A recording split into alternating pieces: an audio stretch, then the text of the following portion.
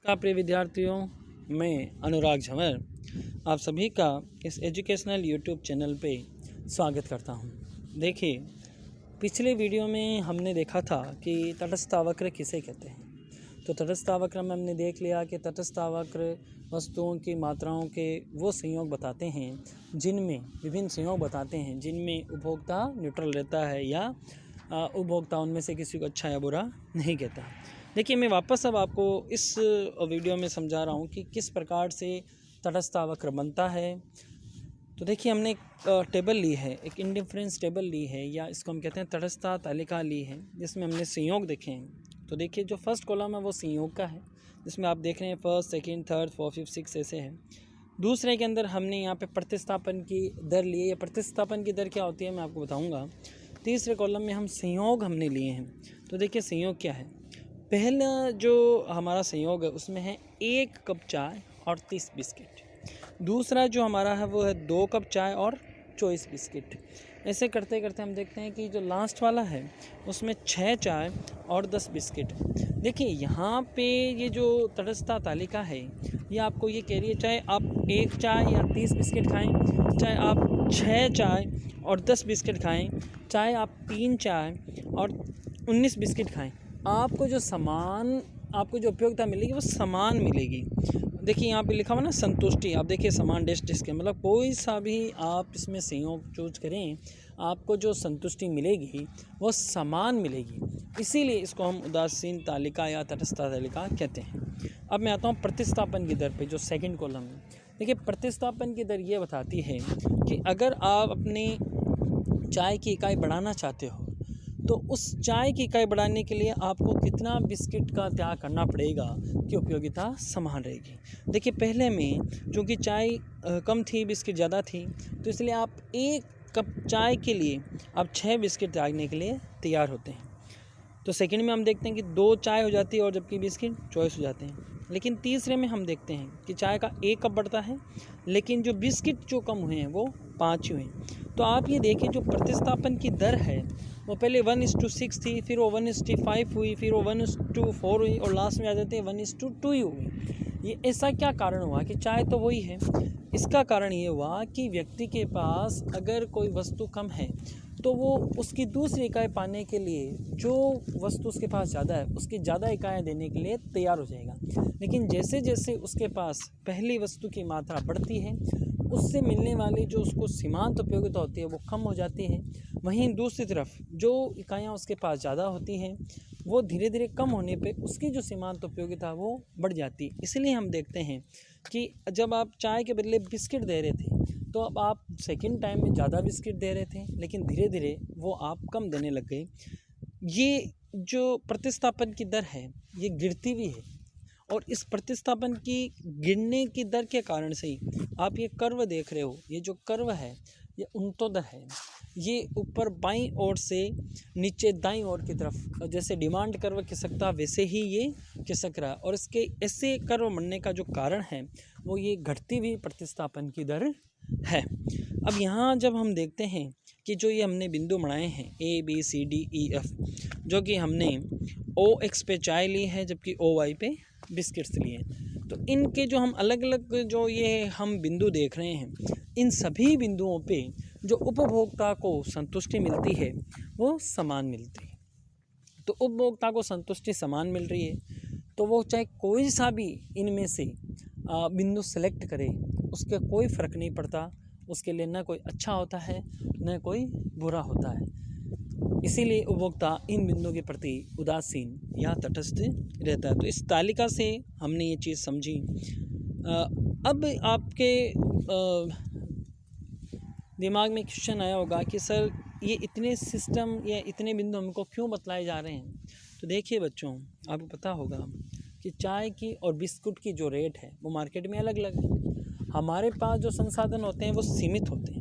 चूँकि चाहे आप 1 चाय पियो और 30 बिस्किट खाओ, चाहे 6 चाय पियो या 10 बिस्किट खाओ, या जिसके जो अलग अलग संयोग हैं उनमें आपको उपयोगिता तो समान ही मिल रही है, लेकिन उन पे जब उनको आप ख़रीदने जाओगे बाज़ार में तो उनके लिए जो पैसा देना पड़ेगा वो हो सकता है हर बिंदु के लिए अलग अलग हो। तो हम वहाँ पे इनको ख़रीदेंगे जहाँ पे हमारी जो प्राइस लाइन है, जो हमारे पास जो पैसा है, वो रेखा इनको अगर किसी भी बिंदु पे काटेगी तो हम वो संयोग ले लेंगे, क्योंकि उस संयोग पे हमारी संतुष्टि अधिक होगी।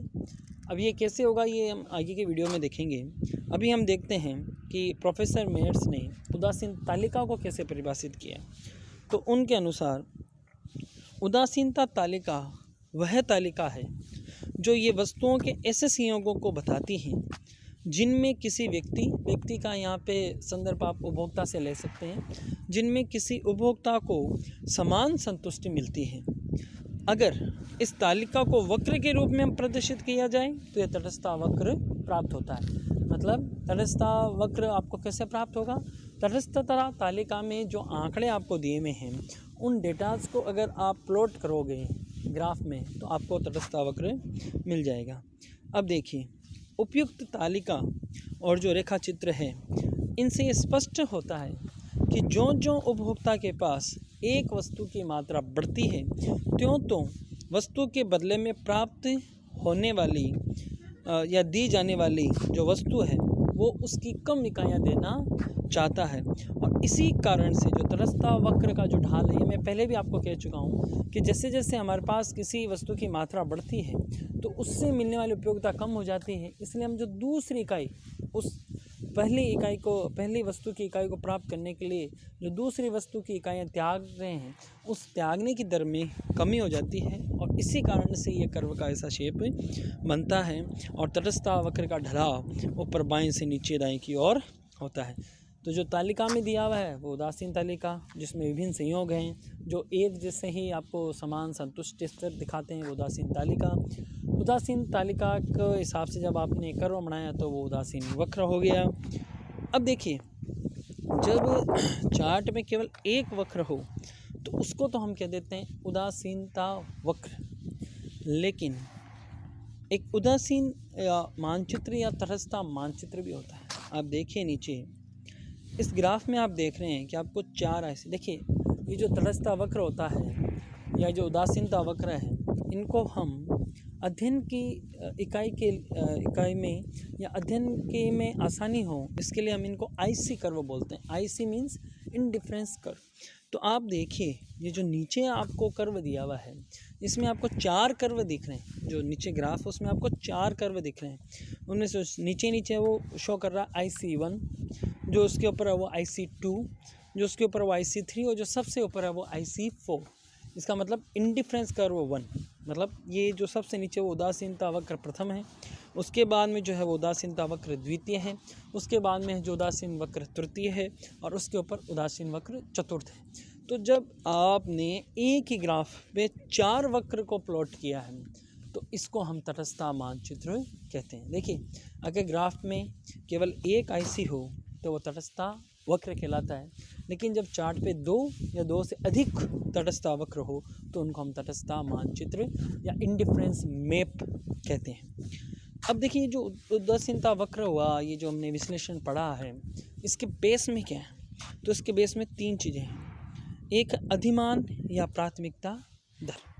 देखिए, अधिमान या प्राथमिकता दर मैंने आपको बताया है, जो आपको मैंने पिछले वीडियो में एग्जांपल बताया था कि आप किसी पार्टी में हैं, दो जगह खाना है, तो आप पहले का आपका एक्सपीरियंस या वहाँ खाने पे आप ये तो बता ही सकते हैं कि भैया कौन सा कॉम्बिनेशन मेरे को अच्छा लगता है। तो यहाँ पे ये जो उदासीनता वक्र विश्लेषण का आधार है वो ये है कि व्यक्ति किन्हीं दो वस्तुओं के जो संयोग हैं और उसके अलावा और भी कई दो वस्तुएं जिनके संयोग हैं, तो उनमें से वो पसंद करता है कि उसको कौन सा संयोग सबसे ज़्यादा अच्छा लगता है। नेक्स्ट है वस्तुओं के संयोगों की वांछनीयता।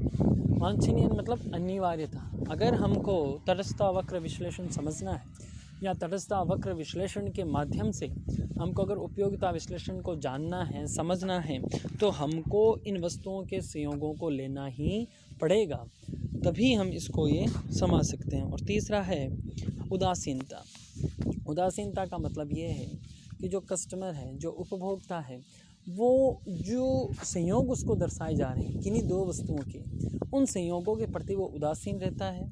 वो किसी के लिए न अच्छा न किसी के लिए, न तो उसके लिए कोई संयोग अच्छा होता है न उसके लिए कोई संयोग बुरा होता है। उसको जो भी संयोग मिल जाता है उसकी प्राइस लाइन, उसकी बजट लाइन या उसके बजट के अनुसार वो उसी को ही पसंद कर लेता है। तो देखो बच्चों, हमने जो पिछला वीडियो और इस वीडियो है उसमें हमने देखा है कि तटस्थता वक्र किसे कहते हैं, तटस्थता तालिका क्या होती है, तटस्थता वक्र क्या होता है और तटस्थता मानचित्र किसे कहते हैं। अब आपके लिए एक असाइनमेंट है। जो पिछले वीडियोस में जब हमने उपयोगिता विश्लेषण पढ़ा तब हमने जिक्र किया था क्रमवाचक दृष्टिकोण और गणनावाचक दृष्टिकोण, और इसमें मैंने आपको बताया था अभी पिछले वीडियो के स्टार्टिंग में कि जो ये क्रमवाचक वाले हैं, ये जो कमियां थीं गणनावाचक दृष्टिकोण में, उन कमियों को दूर करते हुए उन्होंने एक अल्टरनेटिव जो अपना थ्योरी है वो प्रस्तुत की। तो आपको ये जानना है, आपको ये पता लगाना है कि ऐसे कौन कौन से अवगुण या ऐसे कौन कौन से दोष थे गणनावाचक दृष्टिकोण में जिनके कारण क्रमवाचक दृष्टिकोण अपनाया गया। तो आप ये कीजिए। आज के लिए इतना ही। धन्यवाद विद्यार्थी।